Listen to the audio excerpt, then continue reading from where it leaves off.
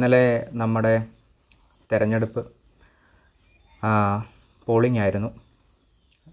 അപ്പോൾ അതിനെ തുടർന്ന് നല്ലൊരു ശതമാനം ആളുകൾ പോളിംഗ് ശതമാനം കുറഞ്ഞു എന്നൊരു വാർത്ത എല്ലാവരും അറിഞ്ഞു കാണുമല്ലോ. അപ്പോൾ വോട്ട് രേഖപ്പെടുത്തിയ ഒരു പൗരൻ എന്ന നിലയിൽ എൻ്റെ അഭിപ്രായം പറയാനാണ് ഇന്ന്.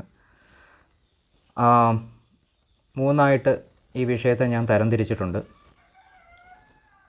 ഒന്നാമതായി, വോട്ട് രേഖപ്പെടുത്തുക എന്നുള്ളത് എങ്ങനെയാണ് ഇപ്പോൾ നമ്മൾ വോട്ട് രേഖപ്പെടുത്തുന്നത് എന്നെല്ലാവർക്കും അറിയാമല്ലോ. പുതിയ കാലഘട്ടത്തെ സംബന്ധിച്ച് അതൊരു അസൗകര്യം തന്നെയാണ് എന്നതാണ് എനിക്ക് പറയാനുള്ളത്. കാര്യം പറഞ്ഞു കഴിഞ്ഞാൽ, വോട്ട് ചോദിച്ച് ആളുകൾ നമ്മുടെ അടുക്കൽ എത്തുന്നുണ്ട്, നമ്മൾ അവിടെ ചെന്ന് വോട്ട് ചെയ്യുകയും ചെയ്യുന്നത് ശരിയാണ്. പക്ഷേ നമുക്കിപ്പോൾ ഇത്രയധികം ടെക്നോളജികൾ വളർന്ന സ്ഥിതിക്ക് നമുക്ക് എവിടെയാണോ നമ്മളായിരിക്കുന്നത് അവിടെ ഇരുന്ന് തന്നെ, അതായത് ഇപ്പം നമുക്ക് മൊബൈലിൻ്റെ സൗകര്യങ്ങളൊക്കെ അറിയാം. അപ്പോൾ ആ രീതിയിലൊക്കെ നമുക്ക് വളരെ സിമ്പിളായിട്ട് വോട്ട് ചെയ്യാവുന്ന ഒരു സിസ്റ്റം, ഒരു സെറ്റപ്പ് ഉണ്ടാകണമെന്ന് തന്നെയാണ് എൻ്റെ അഭിപ്രായം. നമ്മളിപ്പോൾ പോയി ചെന്ന് ചെയ്യുന്നതിനേക്കാളും വോട്ട് നമ്മൾ എവിടെയാണോ, അതാരായിക്കോട്ടെ, എവിടെയാണോ നമ്മൾ ഇരിക്കുന്നത്, നമ്മുടെ കൈക്കുമ്പിളിൽ നിന്ന് തന്നെ വോട്ട് ചെയ്യാനുള്ളൊരു വിധത്തിൽ കാര്യങ്ങൾ പുരോഗമിക്കണം എന്ന് തന്നെയാണ് എനിക്ക് പറയാനുള്ളത്. അങ്ങനെയാണെങ്കിൽ ആളുകൾക്ക് സിമ്പിളായിട്ട് വോട്ട് രേഖപ്പെടുത്തുവാൻ സാധിക്കും, പോളിംഗ് ശതമാനം കൂടുമെന്ന് തന്നെയാണ് എൻ്റെ ഒരഭിപ്രായം. അപ്പോൾ വോട്ട് ചോദിച്ച് ആളുകൾ എത്തുകയും വേണ്ട, നമ്മുടെ കൈക്കുമ്പിളിൽ നിന്ന് തന്നെ ആരൊക്കെയാണ് സ്ഥാനാർത്ഥികൾ, എന്തൊക്കെയാണ്, അത്തരം വിവരങ്ങളൊക്കെ നമ്മൾ അറിയുവാനുമുള്ള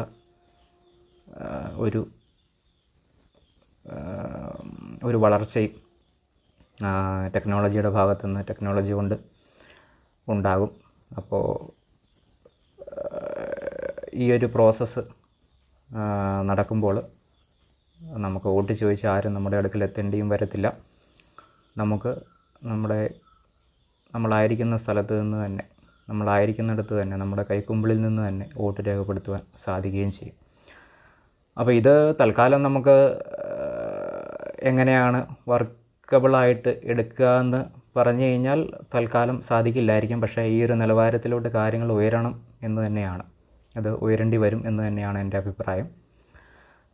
പിന്നെ രണ്ടാമത്തെ ഒരു കാര്യം എന്ന് പറഞ്ഞു കഴിഞ്ഞാൽ, ഇപ്പോൾ നമ്മുടെ ജനാധിപത്യ സംവിധാനമാണല്ലോ നമ്മുടെ രാജ്യത്ത്. അപ്പോൾ ഇപ്പോൾ എല്ലാവരും അധ്വാനിക്കുന്നതിലൂടെയാണ് നമ്മുടെ രാജ്യം ഒട്ടാകെ മുന്നോട്ട് പോകുന്നത്. അപ്പോൾ ഒരാൾ സ്വന്തമായിട്ട് അവനവന് വേണ്ടിയാണ് അധ്വാനിക്കുന്നതെങ്കിലും അത് മറ്റുള്ളവർക്ക് കൂടി പ്രയോജനപ്പെടുന്ന അതാണ് എന്നുകൂടി തിരിച്ചറിയേണ്ടതുണ്ട്. ഒരു കാര്യം നമ്മൾ ചെയ്യുമ്പോൾ അത് നമുക്ക് തന്നെ വേണ്ടിയായിരിക്കും നമ്മൾ ചെയ്യുന്നത്, പക്ഷേ അറിഞ്ഞോ അറിയാതെ അത് മറ്റാളുകൾക്ക് കൂടി, സമൂഹത്തിന് കൂടി ഗുണം ചെയ്യുന്നുണ്ട് എന്നൊരു ഓർമ്മ എല്ലാവർക്കും വേണം. അല്ലെങ്കിൽ ആ രീതിയിൽ വേണം നമ്മുടെ കാര്യങ്ങൾ ചെയ്യുവാൻ. അപ്പോൾ അങ്ങനെ നമ്മൾ ചെയ്യുമ്പോൾ നമ്മുടെ റൈറ്റുകളെക്കുറിച്ച് നമ്മൾ കൂടുതൽ ബോധവാന്മാരാവും. നമുക്ക് അർഹതപ്പെട്ട കാര്യം, നമ്മുടെ അവകാശങ്ങൾ നേടിയെടുക്കാൻ നമ്മൾ കൂടുതൽ ശ്രദ്ധാലുവായിരിക്കും. അങ്ങനെയുള്ള ഒരുപാട് കാര്യങ്ങൾ സംഭവിക്കും. അപ്പോൾ അങ്ങനെ ഒരു ബോധ്യം വരുമ്പോൾ, ഒരു സാമൂഹ്യ ബോധം വരുമ്പോൾ, ഒരു പൗരബോധം വരുമ്പോൾ, നമ്മൾ ഈ വോട്ടിങ്ങിനെക്കുറിച്ചൊക്കെ, വോട്ട് ചെയ്യുന്നതിൻ്റെ ആവശ്യകതയൊക്കെ, അതിനെക്കുറിച്ചൊക്കെ നമ്മൾ കൂടുതൽ ബോധവാന്മാരാകുകയും വോട്ട് ചെയ്യാൻ നമ്മൾ തയ്യാറാവുകയും ചെയ്യും. അപ്പോൾ ഇങ്ങനെയൊരു കാര്യം സംഭവിക്കാനുണ്ട്. ഇതാണ് രണ്ടാമത്തെ കാര്യം. മൂന്നാമത്തെ ഒരു കാര്യം എന്ന് പറയാനുള്ളത്, അത് കക്ഷി രാഷ്ട്രീയ മേഖലയിൽ ആ ആളുകൾ പറയേണ്ടതാണ്. ഈ ഒരു വിഷയത്തെ പറ്റിയുള്ള അഭിപ്രായം, എന്തുകൊണ്ട് പോളിംഗ് ശതമാനം കുറഞ്ഞു, അതിനെക്കുറിച്ചൊക്കെ അത് അവരുടെ അഭിപ്രായത്തിന് വിട്ടുകൊടുക്കുന്നു. അവർക്കാണല്ലോ ആ കാര്യത്തിൽ കക്ഷി രാഷ്ട്രീയപരമായിട്ട് കൂടുതൽ എക്സ്പീരിയൻസ്. അതുകൊണ്ട് അപ്പോൾ ഒരു ഭാഗം അഭിപ്രായം ആ മേഖലയിൽ നിന്ന് അവർ തന്നെ ഉന്നയിക്കേണ്ടതാണ്. അത് അവർക്ക് വിട്ടു നൽകുന്നു.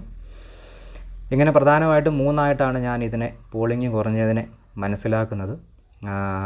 വീണ്ടും പറയുന്നു, വോട്ട് ചെയ്ത ഒരു ഇന്ത്യൻ പൗരൻ എന്ന എൻ്റെ അവകാശം ഉപയോഗിച്ചാണ് ഞാൻ സംസാരിക്കുന്നത്. ഒരു പൗരൻ എന്നുള്ള നിലയിൽ എനിക്ക് ഇതിന് അവകാശമുണ്ട്. Thank you.